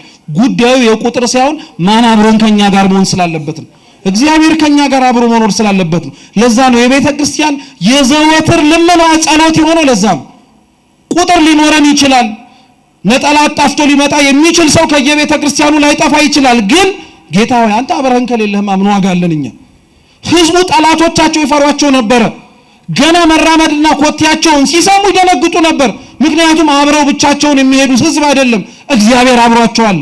ጠላት እንዲፈራ፣ ጠላት እንዲሰነጠቅልህ፣ ጠላት ከፊት ለፊት ያለው በሙሉ እንዲታለፍ የምትፈልግ ከሆነ አብሮ እግዚአብሔር እንዲሆን ለምኑ። ሌላ ነገሩን ተው። ጠላትን ማጥፊያ እንትንን ማራቂያ ሌላ ገለመኔ ቅብር ጥሶ እያለ ስር መባሱን ቅጠል መበጠሱን ተው። አትድከም። እግዚአብሔር የእውነት አብሮ ካለ ማንም አብሮ ሊጠጋ አይችልም። ማንም አብሮ ሊቀና አብሮ ሊያይ አይችልም። ልባቸው ይቀልጣል እኮ ማለት ቀላል ነገር መሰላችሁ እንዴ? ልባቸው ይቀልጣል ማለት እኮ የውጭ ያለ ፍርሃት አለ፣ ውስጣቸው ይርዳል፣ ይንቀጠቀጣል። ሕዝቡን ሲያዩ እግዚአብሔርን ያሉ። ዛሬ እኛን አይቶ እግዚአብሔርን የሚያይ ማን አለ? ስንታይ መልካችን የእግዚአብሔርን ይመስላል። ስንታይ ስራችን እግዚአብሔርን ይመሰክራል። ስንታይ ቁጥራችን ውስጥ የማይቆጠረው የእግዚአብሔር መላእክት በመካከላችን የቆሙ ይመስላል። አንመስልም። እውነታው ይሄ አንመስልም። ስራችን፣ ንግግራችን፣ ተግባራችን፣ ሁሉ ነገራችን አይስማማም ከእግዚአብሔር ጋር። ስለዚህ እየተራመድን ብዙ ሆነን የማንፈራው ብዙ ሆነን ድምጻችን የማይሰማው ጫሂ ስለጠፋ አይደለም። እግዚአብሔር አብሮን አለ ወይስ የለም ብሎ የሚጠይቅ ልቡን ያለው ሰው ምናልባት ከኛ መካከል ስለታጣም ሊሆን ይችላል። ስለዚህ ልባቸው ቀለጠ፣ ፈሩ። ኢያሱንም እግዚአብሔር እንዲህ አለው አለ፣ አሁን የምትገቡባትን ምድረ ርስት ከነዓንን የምትወርሷት እንዲሁ ተነስታችሁ ስለመጣችሁ አይደለም። የባልጩት ድንጋይ አንሳና ሕዝቡን ሁለተኛ ጊዜ ግረዛቸዋል። የመጀመሪያው ሕዝብ የተገረዘው በረሃ ላይ ቀርቷል። እነዚህም ከነሱ ስለተወለዱ ብቻ ሳይሆን ስለተገረዙ ስለሆነ የሚገቡት ግረዛቸዋለሁ። ግዝረት ኦሪት ዘፍጥረት ምዕራፍ 12 13 14 15 በተደጋጋሚ የአብርሃምን ቃል ኪዳን ለማክበር እግዚአብሔር አምላክ የሰጠው ቃል ነው። የአብርሃም ዘር ከሌላው ዘር ይለይ የነበረው ወንዱ ተገርዞ ነው፣ ሴቷ ደግሞ በድንግልና ደሟ ነበር። ስለዚህ ህዝቡን ግረዛቸዋለሁ። አንድም ዘራቸው ከአብርሃም እንደሆነ እንዲታወቅ፣ አንድም የሚገቡባት ከነዓንን የሚወርሱት ከተገረዙ ሰዎች ስለተወለዱ ሳይሆን እነሱም ምን ሲሆኑ ነው? ስለተገረዙ። ዛሬ እኮ ክርስቲያን መሆናችንን ምናልባት ከወላጆቻችን ተወልደን ካልሆነ በቀር እኛ ላይ የሚነበብብን ሰዎች ካልሆነን ማለት መወለድ ብቻ እኮ በነገራችን ላይ ክርስቲያን እኮ አያረግም። ታውቃላችሁ? መወለድ ብቻ አያረግም። አባ ጊዮርጊስ ለዛ እኮ ነው ያርጋኖን ጸሎቱ ላይ እመቤታችንን እመቤቴ ሆይ ክርስቲያን አርግኝ ይላታል። እንዴ እንደሱ ማን ክርስቲያን አለና እንደ አባ ጊዮርጊስ? ግን ክርስቲያን ማለት ከመወለድም ያልፋል። ክርስቲያን ማለት ወላጆቻችን ክርስቲያን ሆነው ከመወለድም በላይ ትልቅ ትርጉም አለው። የምንወርሳት ከነዓን የተባለችውን የእግዚአብሔርን መንግስተ ሰማያትን የምንወርሰው ወላጆቻችን ክርስቲያን ሆነው ስለተወለዱ ብቻ ሳይሆን እኛም ስንገረዝ ነው። ግዝረት ማለት ለሐዲስ ኪዳን ጥምቀት ማለት ነው። እስኪ አስቡት፣ ወላጆች የሆናችሁ እዚህ ውስጥ ልጆቻችሁን ስለወለዳችኋቸው ብቻ ክርስቲያን ይሆናሉ? በ40 በ80 ቀን ምንድነው የምናስደርጋቸው? ቤተክርስቲያን አምጥተን እናስጠምቃቸዋለን። ግዝረት ለአብርሃም ዘር ቃል ኪዳን እንደሆነ ሁሉ ልጆቹ ናቸው የእግዚአብሔር ተብሎ ማመላከቻ እንደሆነ ሁሉ ለሐዲስ ኪዳን የእግዚአብሔር ልጆች ናቸው ተብለን የምንጠራበት ንጹህ ምልክታችን ግዝረት የተባለ ጥምቀታችን። ስለዚህ ግረዛቸው አሉ። ደግሞ ግረዛቸው ሲል እኮ አንድ አይደለም፣ ሁለተኛ ጊዜ ግረዛቸው አለ። እስኪ ሁለተኛ ጊዜ በሉ እንጂ ያለ ምክንያት የተጻፈ አንዲት ቃል የለም። ልብ ብላችሁ ስሙ። ሰው ስንቴ ነው ሊገረዝ የሚችለው? አንዴ ነው አይደል? እናንተ አታውቁም እኮ ምን ሆናችሁ ነው? ስንቴ ነው ሰው ሊገረዝ? ወንድ ልጅ ስንቴ ነው የሚገረዘው? ሁለቴ ይገረዛል? አይገረዝም። ሁለቴ ጊዜ ወይም ሁለተኛ ጊዜ ግረዛቸው ማለት ምን ማለት መሰላችሁ? አንደኛ እንደ ታሪኩ አውድ ብትመለከቱት አዲስ ህዝብ ስለሆነ ምን አርጋቸው ማለት ነው? ስላልተገረዙ ግረዛቸው ማለት ነው። ስለዚህ አዲስ ድጋሚ ህዝብ ስለሆነ ግረዛቸው ለማለት ነው። ሁለቴ ግረዛቸው ግን ማለት ምን መሰላችሁ? የመጀመሪያው ግዝረት ተብሎ እየተጠቀሰ ያለው የኦሪቱ የመጀመሪያው ህግ ነው። ግረዛቸው ያለው በድንጋይ ነው። ድንጋይ የተገረዙበት ብቻ ሳይሆን የእግዚአብሔርን ትእዛዝ የተቀበሉበት ህግም ጭምር ነው። ጽላቱን እግዚአብሔር በምን ላይ ነው ህጉን ጽፎ የሰጣቸው? በድንጋይ ነው። የመጀመሪያው ግርዛት እሱ ነው። መጀመሪያ በህጉ ገረዛቸው፣ ኃጢአትን፣ ነውርን፣ ጥፋታቸውን እንዲያስተካክሉ። የተገረዘ ሰው የሚወድቀው ስጋ እንደማያስፈልገው ሁሉ በህጉ ገረዛቸውና ኃጢአታቸውን ተው አላቸው። እነሱ ሊሰሙ ነው እንዴ? ጭራሽ ህጉን ይዞ የወረደውን ሙሴ እነሱ ታች ምን ሲያረጉ ነው የጠበቁት? ጥጃ ሰርተው እያመለኩ። እግዚአብሔርን ህግ ስጠኝ ብሎ የሚለምን ህዝብ ህጉን እስኪሰማ ድረስ መታገስ አለበት። እግዚአብሔርን አናግረኝ፣ ምን እናርግ፣ እባክህ መልእክትን ስጠን፣ ምን ማድረግ እንዳለብን ምራን ካለ ድምጹን እስኪሰማ መታገስ አለበት። ዘገየብኝ ብሎ ሌላ ነገር ማድረግ አይችልም። ዛሬ አብዛኞቻችን እግዚአብሔርን ጠርተነው ተማጽነነው ምን እንድናረግ ትፈልጋለህ ብለነው ድምጹን ለመስማት ራሱ አንፈልግም። እኛው ራሳችን የምናደርገውን ወሰነናል። ቶሎ ብለን እንጸልይና በልበቃ በዚህ ደግሞ ዘምተን የሆነ ነገር እናርግ ይባላል። እንዴት ማለት ነው? ከሰማው እስከ ጥግ ድረስ ነው መስማት ያለብህ።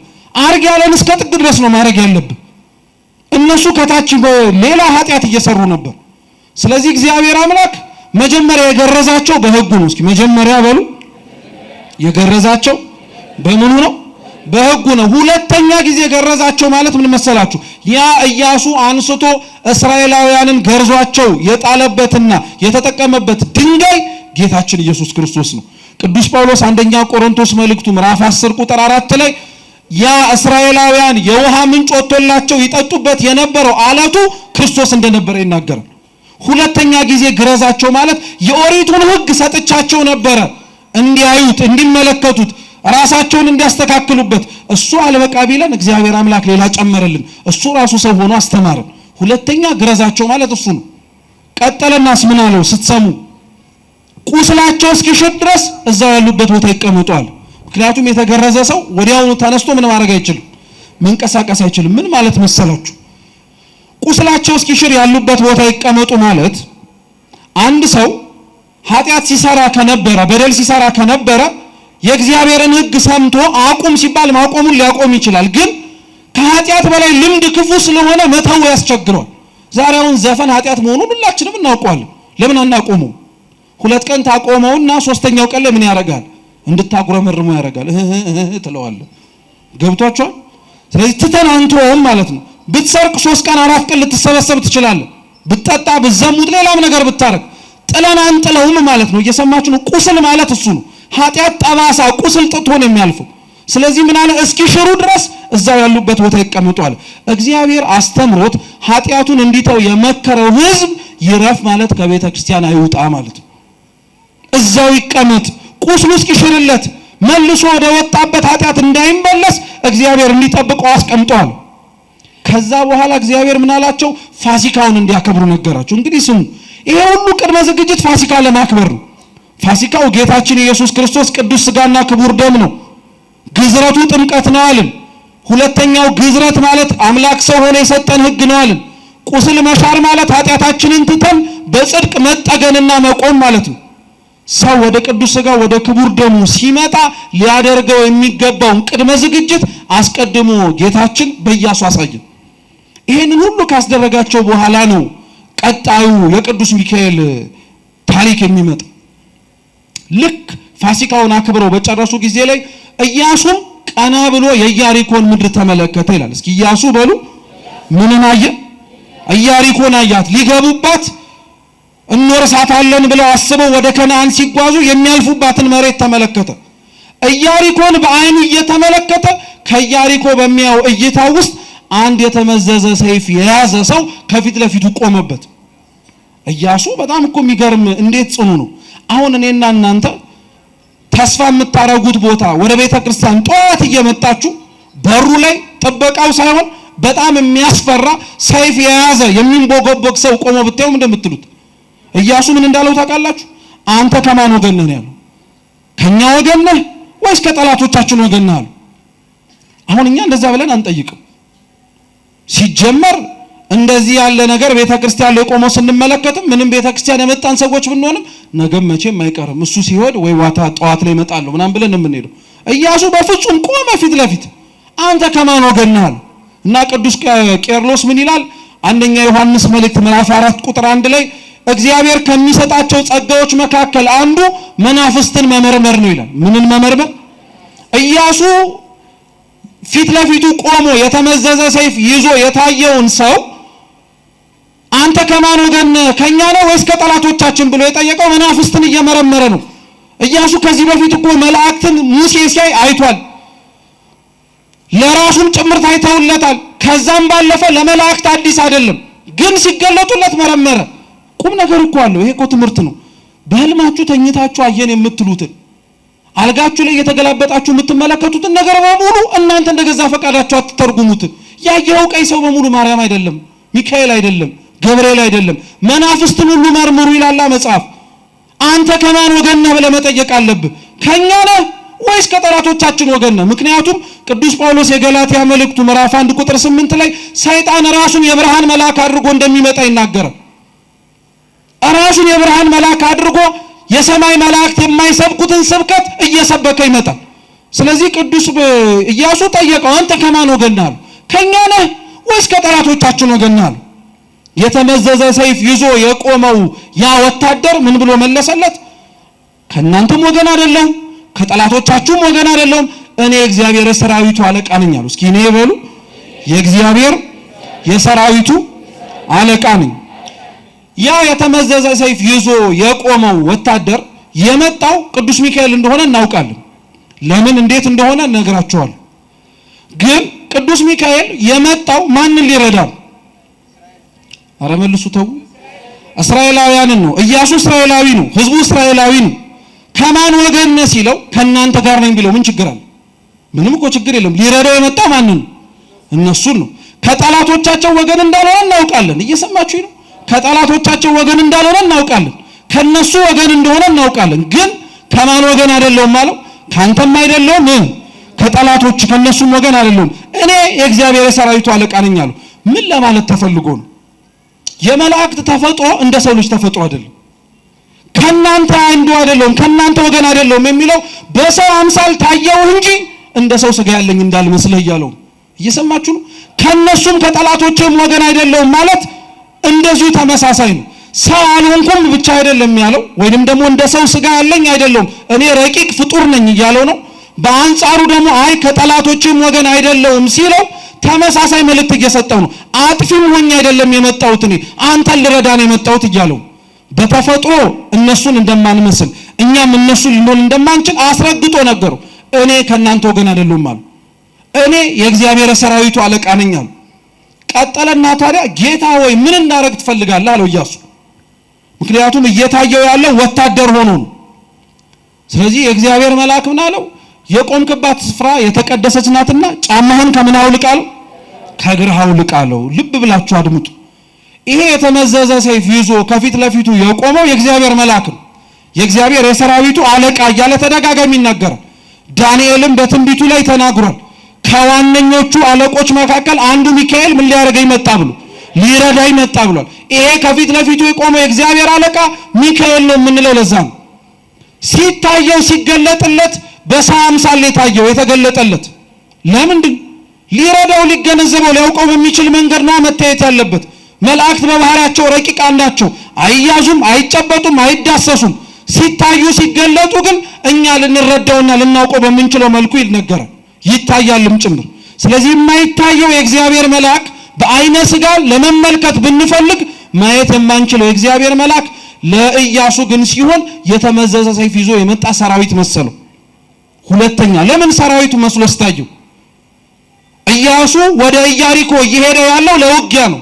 ስለዚህ አብሬ ልዘምት ነው የመጣሁት ብሎ ለሚሰራው አገልግሎት እንዲመች ብሎ የእግዚአብሔር መልአክ ሰራዊት መስሎ ታየው።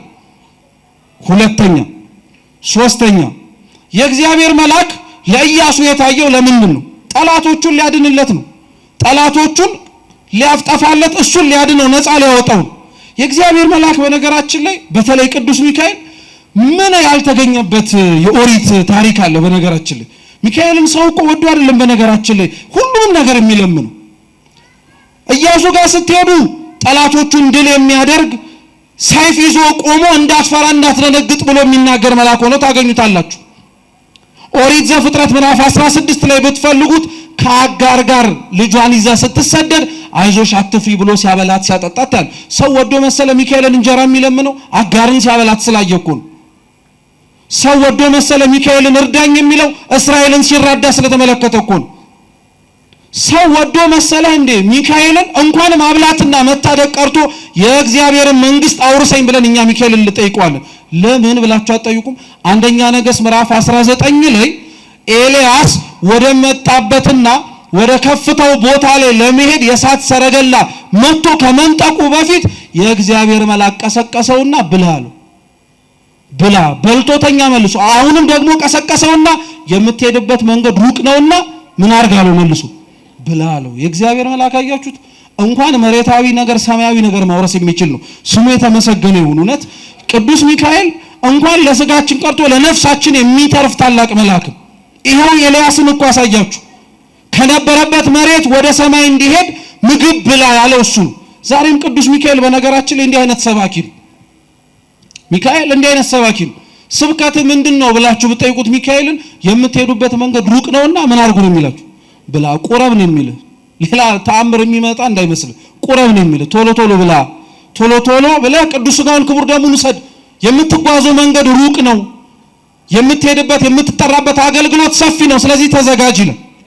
ወደ ታሪኩ ግን ስንመልሰው የእግዚአብሔር መልአክ የተባለው ይህ ቅዱስ ሚካኤል ሰይፍን መዞ ታየው ይላል። እስኪ ሰይፍን መዞ በሉ እንጂ ሰይፍን መዞ የቤተ ክርስቲያን ኪነ ህንጻ አሰራር ላይ አይታችሁ ከሆነ እዚህም ቤተ መቅደስ ገብታችሁ ከሆነ ከቤተ መቅደሱ ወይንም ደግሞ ቅድስተ ቅዱሳን ተብሎ ከሚጠራው ወደ ታቦቱ የሚመራው በር ላይ አይታችሁ ከሆነ በግራና በቀኝ ምን እንደሚሳሉት መላእክት ናቸው። አልበብላችሁ አታውቁም? መላእክት ናቸው። በአንድ እጃቸው ሰይፍ ይዘው በአንድ እጃቸው ደግሞ አፎቱን ይዘው የሰይፉን ሰገባ ማለት የሚመልሱበት እየሰማችሁ እንደዛ ይዘው ነው የሚታዩትና መላእክት ሰይፍ ይዘው የሚታዩበት ዓላማና ምክንያት አላቸው። አንደኛው ሰይፉ የእግዚአብሔር ኃይል ምክንያት ነው። ስለዚህ ሰይፉን ይዞ ታየው ማለት የእግዚአብሔር መልአክ የእግዚአብሔርን ኃይል ይዞ ፊት ለፊቱ ታየው ማለት ነው። አሸናፊነቱ፣ ረዳኢነቱ ሁሉንም ነገር የሚያደርገው ቅዱስ ሚካኤልም ከማን በተገኘ ኃይል ነው? የእግዚአብሔር ኃይል። ሰይፉ ማለት እሱ ነው። እየሰማችሁ ነው? ከራሱ ማንም ምንም ሊያደርግ የሚችል የለም። የእግዚአብሔርን ስም የተሸከመ መልአክ ስለሆነ ሰይፉን ይዞ ኃይሉን አሳየ። ሁለተኛ ሰይፍ ይዞ የእግዚአብሔር መላእክት የሚታዩት ሰይፍ ይቆርጣል፣ ይለያያል አንዱን ከሌላው። የእግዚአብሔር መላእክትም ሰይፍ የሚይዙት ኃጢአታችንን ከኛ ቆርጠው አስወግደው የሚጥሉልን ስለሆኑ ነው። አምኖ ለለመናቸው ኃጢአት በደሌን እንድተው እርዳኝ ያለው ሚካኤል ሰይፍ ይዞ ታየ ማለት እሱ ነው። ለዛ ነው በጣም የሚታወቁ የቅዱስ ሚካኤል ስዕሎች መካከል አንዱ በእግሮቹ ሰይጣንን ረግጦ በአንድ እጁ ሚዛን ይዞ በሌላ እጁ ደግሞ ምን ይዞ ነው የሚታየው? ሰይፍ ይዞ ነው የሚታየው። በእግዚአብሔር ኃይል ሰይጣንን እንዳሸነፈው በእግዚአብሔርም ኃይል አሁንም በተሰጠው ሰይፍ ከኛ ኃጢአትን የሚያርቀው መልአክ ቅዱስ ሚካኤል ሰይፍን ይዞ ታየው። ከዛ በኋላ ግን ተናገረው። ሰይፍ ይዞ ስላየው አይደለም ያወቀው። ልብ ብላችሁ ስሙ። ሰይፍ ይዞ ስላየው ከፊት ለፊቱ ቆሞ እኔ የእግዚአብሔር የሰራዊቱ አለቃ ነኝ ብቻ ስላለው አይደለም። የእግዚአብሔር መልአክ መሆኑን ኢያሱ አውቆ የሰገደለት የቆምክባት ስፍራ የተቀደሰች ናትና ምንን አውልቅ ስላለው። ይሄን ንግግር በነገራችን ላይ ለኢያሱ ይሄን መልአክ ከመናገሩ በፊት ለሙሴ ነው የነገረው። ኦሪት ዘጸአት ምዕራፍ 3 ላይ እግዚአብሔርም ሙሴን በሐመልማሉና በነበልባሉ በኩል ታላቅ ምልክትን ሲያይ ሙሴ ደነገጠ። ምን አይነት ምልክት ነው ብሎ ሊጠጋ ሲል የእግዚአብሔርን መልአክ በሚያየው በዛ ተአምር ምልክት ላይ ቆሞ የቆምክባት ስፍራ የተቀደሰች ናትና ምንን አውልቅ አለው። ስለዚህ ሙሴ ለኢያሱ ነግሮታል። እግዚአብሔርን ለመጀመሪያ ጊዜ ሲያገኘው የመጀመሪያው ሙሴን የነገረው ነገር ጫማህን አውልቅ። አሁንም ኢያሱን የእግዚአብሔር መልአክ ለመጀመሪያ ጊዜ ኢያሪኮን ከመውረሱ በፊት ሲያገኘው ጫማህን ምን አልቃል? የእግዚአብሔርን መልአክ ሚካኤልን በምኑ ታውቁታላችሁ ከተባላችሁ በንግግሩ ነው የምታውቁት። ሚካኤል በንግግሩ ይታወቃል። ከእግዚአብሔር የሚያቀርብ ነገር ነው የሚናገረው። ወደ አምላክ የሚወስድ ነገር ነው የሚናገረው። የቆምክባት ስፍራ የተቀደሰች ናትና ጫማህን አውልቅ አለው። የእግዚአብሔር መልአክ እኮ ቆሞ የታየው ኢያሪኮ ላይ እኮ ያ የሚወርሷት መሬት እኮ አሕዛብ የሚኖሩባት ቦታ ነው። ልብ ብላችሁ ስሙ አደራ። በኃጢአት በነውር በክፋት የሰለጠነች ቦታ ላይ የእግዚአብሔር መልአክ ቆሞ ሲያየው ሰገደ። የቆመበትን ቦታ ሳይሆን የቆመውን እሱን ያየው። የእግዚአብሔር መልአክ የቆመበት ቦታ በሙሉ ቅድስና አለው። ቦታው እንኳን የረከሰ ቢሆን፣ ቦታው እንኳን ያልተገባ ቢሆን እሱ ካለ ግን ሁሉም ነገር ይቀደሳል፣ ይባረካል። እና እውነት ለመናገር ክርስቲያኖች ኢያሪኮ ማለት በቃ እኛንን ሀገራችን በሉት በቃ የምንሰማው የምናየው የምናደምጠው ነገር በሙሉ በጣም ጆሮ ጭው የሚያደርግ ነገር ነው። ሚካኤል ሲቆምበት ግን ሁሉም ነገር ይረጋጋል፣ ጸጥ ይላል። ሁሉም ነገር ልብ ማለት እንድንችል ፊታችንም ይከፈታል፣ እንጽናናለን። ራሱ እርሱን ቆሞ ስናየው እውነት ቅዱስ ሚካኤል እንኳን በሀገራችን ብቻ ሳይሆን በሁላችን ሰውነት ላይ ይቆምልን። በጣም ማንመች ሰዎች ስለሆኑ ተናገረው። የቆምክባት ስፍራ የተቀደሰች ናትና ጫማህን አውልቅ አለው። ጉዳዩ ከጫማ ማውለቅ ጋር አይደለም። አንደኛ ጫማህን አውልቅ እያለው ያለው ለምን መሰላችሁ? ጫማ የኛ እግር መሬት ላይ ያለው ቆሻሻ እንዳይነካው የሚከላከል ነገር ነው። ጫማህን አውልቅ ማለት መሬት ከተባለው ከአካል ጋር እንዳትገናኝ የሚያደርግህን ነገር አውጣ እያለው ነው። ምን ማለት መሰላችሁ? መሬቱ እግዚአብሔር ነው፣ እግራችን እኛ ነን። ጫማው መካከል ላይ ያለው እኛና እግዚአብሔርን ላያገናኘን የሚችለውን ነገር አውልቃችሁ ጣሉ እያለ ነው። እየሰማችሁ ነው? ይሄ ሁሉ ክፋታችን፣ ነውራችን፣ ዘረኝነታችን፣ አድመኝነታችን በልባችን ውስጥ የሰለጠነብን ከእግዚአብሔር ጋር እንዳንገናኝ ያደረገን ነገርን በሙሉ ምን አድርጋችሁ ጣሉት? አውቃችሁ ጣሉት። የቆማችሁባት ስፍራ ምን ያደረገች ናት? የተቀደሰች ናትና አለ። ሁለተኛስ ጫማ የሚሰራው ከሞተ እንስሳ ቆዳ ነው። የሞተ እንስሳ ቆዳ ነው አንድ ሰው ጫማ አድርጎ በጊዜው ይራመድበት የነበረው። ጫማ አድርጎ አሰርቶ በማሰሪያ ቋጥሮ ከዛ በኋላ ይራመድበት ነበር። ምን ማለት መሰላችሁ? ጫማን አውልቀጣል ማለት ጫማ እስራት አይደለ? ከእስራት መጀመሪያ ተፈታ። ኃጢአት ነውርህን ተወው። የቆምክባት ስፍራ ምን አይነት ቦታ እንደሆነች ወቋት። የቆማችሁባት ስፍራ የእግዚአብሔርን ድምጽ የምንሰማበት ብቻ አይደለም። የቆማችሁባት ስፍራ ተአምር የምታዩበት ብቻ አይደለም። የቆምንባት ያለንባት ቤተ መቅደስ የእግዚአብሔር አካሉ ናት። እዚህ ሰው ጫማውን ካላወለቀ የት ሊያወልቅ ነው? እዚህ ሰው ራሱን ዝቅ ካላረገ የት ራሱን ዝቅ ሊያደርግ ነው? እዚህ ሰው ራሱን ከእግዚአብሔር ጋር ላያገናኘው የሚችለውን ነገር አውልቆ ካልጣለ የት ሊጥል ነው? እዚህ ነው መቀደስ፣ እዚህ ነው መባረክ፣ እዚህ ነው ንጽህናንና እዚህ ነው ቅድስናን ገንዘብ አድርጎ መሄድ የሚቻለው። አላቸው። ቅዱስ ጎርጎርዮስ ዘኑሲስ ደግሞ በተለየ መልኩ ይተረጉማል። ምን ይላል መሰላችሁ?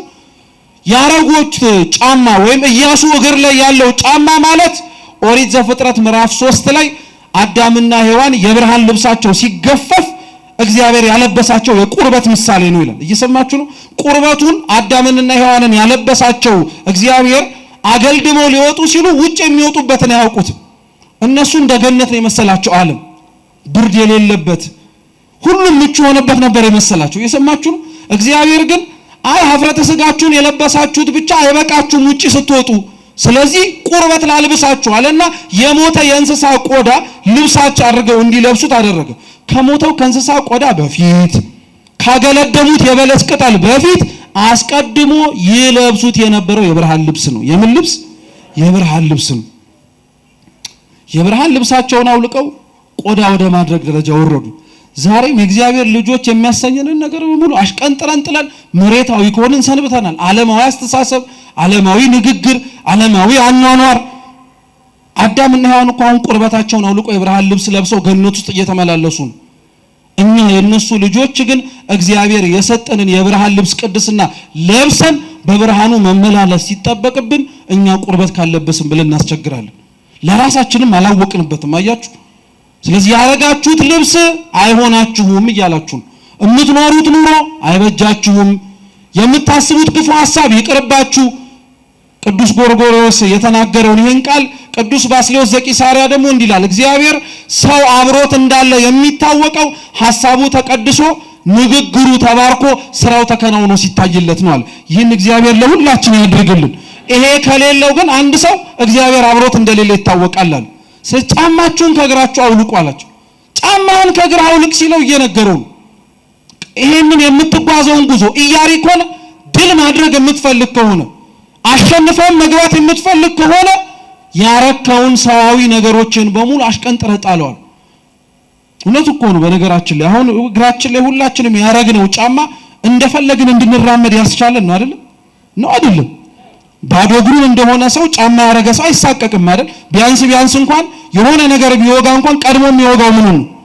ጫማውን ነው። ምን ማለት መሰለ? ጫማን አውልቅ ማለት በራስ መመካትን አውልቀ ጣለው እያለ ነው እግዚአብሔር።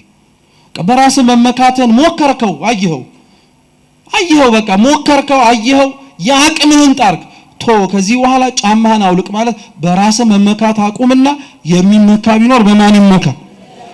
ሁላችንም ጫማችንን ማውለቅ እንድንችል እግዚአብሔር ይርዳን። ደጉ መልአክ ቅዱስ ሚካኤል በቸርነቱ በምሕረቱ ለእግዚአብሔር የማያስቀርበውን ነገራችንን በሙሉ አውልቀን መጣል የምንችልበትን ጉልበቱን ይስጠን። የሰማነውን በልቦናችን ሰሌዳ ይጻፍልን። ያስተማረን የመከረን አምላካችን ስሙ የተመሰገነ ይሁን። በተማርነው ፍሬ እንድናፈራ ይርዳን። ከምንም በላይ የሰማነውን ለመኖርም አምላካችን ይፍቀድልን። በጎደለው በነጠበው በክቡራን አባቶቻችን ካህናት በሊቃውንት የሚታረም ይሁን። ወስብሐት ለእግዚአብሔር።